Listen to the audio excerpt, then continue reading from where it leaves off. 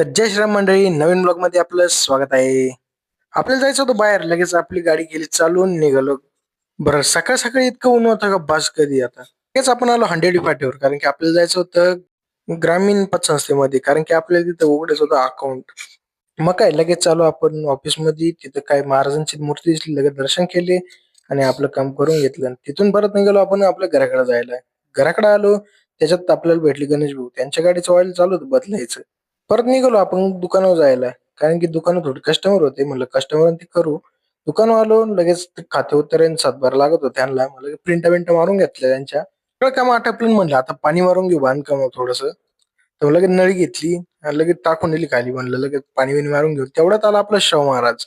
तो तर फुल टोपी बिपी घालून आला होता. म्हणलं दर नळी आणि जाऊ दे सरळ आता पुढं. मग काय चालू बिलू केलं आणि लगेच पाणी मारून घेतलं. म्हणलं थांबायचं नाही बुवा आता, काय पटकन पाणी बिणी मारून घेऊन वेटन मारून घेतलं लगेच.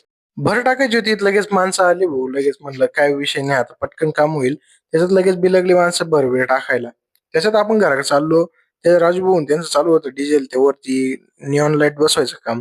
मग तिथून त्यांना टाटा केला, आपण निघालो परत आपली घराकडे जायला. आणि मग घरचे म्हणले लगेच पाणी घेऊन ये, मग लगेच आलो पाणी भरायला. त्याच्यात भेटलं आपल्याला साहित्याचं काय चालू होतं काय, तिकडं पाहायचं. त्याला म्हणलं इकडं पाहायचं, त्याला उमजना काय चालू आहे भाऊ नेमकं आता. पाणी भरलं आणि लगेच गेलो घरी, आणि लगेच संध्याकाळी आलो आपण परत दुकानवर, कारण की थोडे कस्टमर होते.